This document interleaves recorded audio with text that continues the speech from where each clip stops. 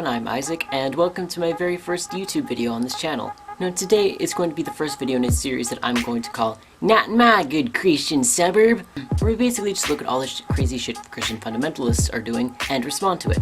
Now today's video is from TFP Student Action and is a video entitled 10 Reasons to Oppose Same-Sex Marriage. And they put marriage in quotations because it's not real marriage! I just want to say links to all my sources are down in the description, and if you keep looking down it's because I have a script here on my phone because I tried doing this unscripted and it was a complete disaster, so I decided to refilm it and use an actual script so I can get my points down. So that's why I'm looking down for the video. So without further ado, let's get right into it. Is your liberal professor giving you problems because you oppose same-sex marriage? Is your liberal professor giving you problems because you oppose basic civil rights? If so, you need some quick rebuttals that show how same-sex marriage doesn't work. So we made this video to affirm you in your bigotry. Keep watching because we're going to help you fight back. You will write 100 times on the blackboard. I will be politically correct in class. We don't say traditional marriage in this class. That is bigoted. The Bible is not history. The work of Darwin is irrefutable. A fetus is just a clump of cells. We are all equal. Plants, animals, people. As you can see, the intro is just a bunch of straw men stringed together to make it seem like Christians are so oppressed in today's society. All right, that's it. Enough is enough.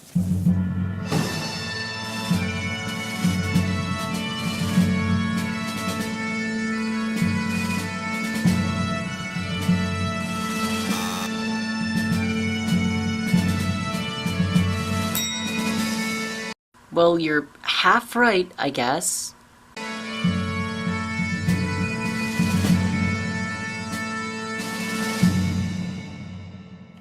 Before jumping into the topic, I want to say that we have no intention to defame or disparage anyone. By intellectually opposing individuals or organizations that promote the homosexual agenda, our only goal is to defend the sacred institution of marriage and the family and protect the treasures of Christian civilization. You say you don't mean to, but you will later on in this video anyway. You and I have every right to defend the truth in charity. Funny you should mention truth, considering this video has very little to do with it. Okay, let's go to our first reason. Number 1, it's not marriage. Calling something marriage does not make it marriage. Marriage has always been the covenant between a man and a woman. Wrong. There have been many forms of marriage throughout history, including polygamy and same-sex marriage in places like Greece, Rome, as well as most Native American tribes. In fact, you know the saying, a woman's work is never done? The saying actually comes from Botswana and is actually incomplete.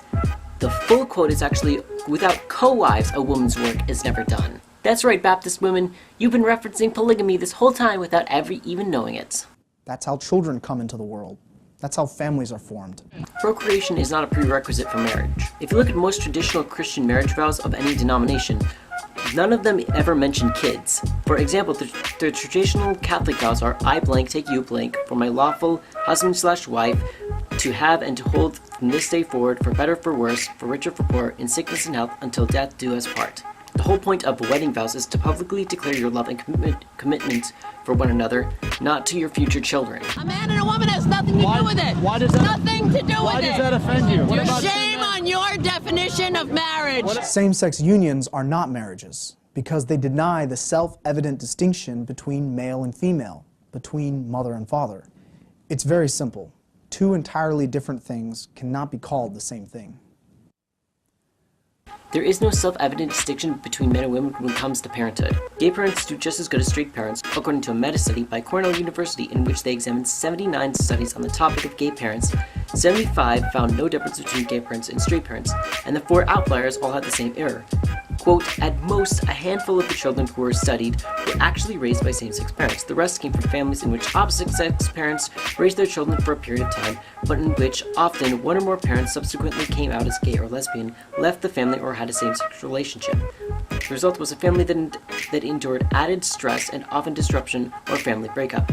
Including such children amongst those labeled as having been raised by same-sex parents is so misleading as to be inaccurate, since these children were generally raised by opposite-sex families, and only later, after a family disruption, did they live in households with one or more gay parents. Number 2, it violates natural law. Marriage is not just any relationship between two people. It's deeply rooted in human nature itself, which is governed by natural law. And homosexuality is natural because it occurs in nature. Now, natural law's most basic precept is this: to do what's good and avoid what's evil. Never mind, let me just pull this random Bible verse about morality out of my ass and call it natural law. By reason, we know what is morally good or bad. Thus, we understand the purpose of our actions. In marriage, the procreative act of husband and wife has a primary purpose, procreation.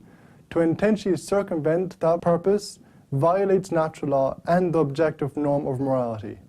First, plenty of straight couples intentionally prevent conception through condoms, birth control, and even through medical procedures to permanently sterilize themselves. And yet their marriages are still valid, because again, procreation is not a prerequisite for marriage. Every child should be raised by his natural mother and father. This rule is confirmed by the obvious difficulties faced by orphan children. It doesn't matter whether the child's parents are their biological parents. What matters is whether or not they properly care for and love the child. A child who lives in a same-sex union environment is never going to have his biological mother or father. He will always be missing a mother or father role model. Through this, we can see that the homosexual movement downgrades and discards motherhood and fatherhood as something necessary for a child, even when children themselves naturally crave for a mother or father. Again, that's not true. And there are single parents like my mom all across the country who do a heroic job raising terrific kids. But I still wish I had a dad who was not only around but involved. Okay, so Obama wishes his dad hadn't abandoned him. This doesn't mean that all children should be raised by straight parents, especially when the data says otherwise. In the name of the family, same-sex quote-unquote marriage serves to validate the homosexual lifestyle and all of its bisexual and transgender variants. You see, civil laws are structuring principles that guide society. Laws shape the life of society and, as such, can mold the perception of right and wrong. That's why I oppose the legal recognition of homosexual quote-unquote marriage, because it obscures basic moral values, devalues natural marriage, and weakens public morality. You must demonstrate how it obscures or weakens morality. You can't just assert it. And gay marriage doesn't devalue natural marriage, it just allows gay people the same protections as straight people. A moral wrong can never be a civil right. The homosexual activists say that same-sex quote-unquote marriage is a civil right, just like the struggle for racial equality in the 60s. This is not true. Sexual behavior and race are two completely different things. Wrong. Race and sexual orientation are both inborn, unchangeable traits, and it can be dangerous to try to change it, which caused the APA to adopt an official policy against conversion therapy, and according to Human Rights Campaign, several other psychological organizations have adopted similar policies, such as the American Academy of Pediatrics, American Association for Marriage and Family Therapy, American College of Physicians, as well as several others. The APA has also released a booklet entitled Just the Facts About Sexual Orientation in Youth, which highlights the fact that homosexuality is a normal part of some adolescents' development and the dangers of so-called ex-gay ministries. A man and a woman that want to get married can be black or white, rich or poor, short or tall. None of these differences are obstacles to true marriage because nature is still respected. Same-sex unions, on the other hand, oppose nature. No, they don't. About Adam and Eve, not Adam and Steve. If God wanted it to be that way, he would have made Adam and Steve, or two females. He didn't. He made man and took the ribs and made woman. Not the other way around. People, come on, it's simple. Well, first, Adam and Eve were never married.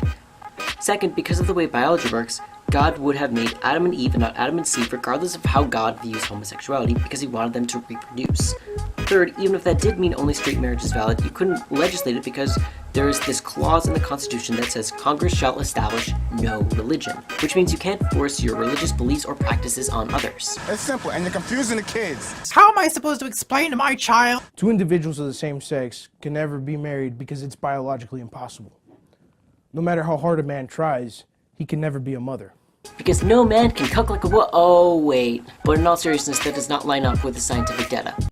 One cannot compare genetic racial traits to non-genetic behavior. Once again, they are both inborn, unchangeable traits. Homosexual unions are 100% sterile. A man and a woman that get married are naturally able to have children and form a family. But homosexual unions, on the other hand, are 100% sterile. The sexual acts of two men or two women will never produce a child. If two men want to have a child, they have to use artificial means and employ surrogates. There always has to be a woman involved. Their unions cannot form families. Actually, thanks to adoption, they can form families just as well as straight parents can, according to the best scientific data. Someone could object and say, well, you're saying that couples who can't have children shouldn't get married? The answer to the objection is this. Procreation is connected to the essence of marriage and the family. While a man and a woman may accidentally not be able to conceive a child, their union is still in accordance with nature. In contrast, homosexual unions are sterile and not natural. Again, homosexuality is natural. Straight couples purposely avoid pregnancy all the time, and procreation is not a prerequisite for marriage. Alan Keyes gives a great analogy of an apple. If the apple has a worm inside of it, or if it's rotten, it's still an apple. Whereas an orange will never be an apple, no matter what you do to it. It's the same thing with homosexual unions. They will never beget families. If by orange you mean form families, yes they can. And they can do so just as well as straight families. It defeats the state's purpose of benefiting marriage. One of the reasons why the state gives benefits to true marriage is this. By nature and by design, marriage provides children with the normal conditions for a stable, beneficial, affectionate, and moral atmosphere. So can gay marriages. This helps perpetuate the nation and strengthen society. Homosexual unions don't provide that. Their primary purpose, objectively speaking, is the personal gratification of two individuals. That's why homosexual unions are not entitled to the same protection that the state gives to natural marriage. No, it's about love and commitment to your spouse, not personal gratification. And again, gay parents can do just as well as straight parents. By legalizing same-sex marriage, the state becomes its official promoter. You cannot promote homosexuality. You can only create a welcoming environment for gay individuals because you can't teach straight individuals to be gay. In every situation where marriage affects society, the state will expect good people, like you, to betray your conscience, to betray the natural order, and to betray Christian morality.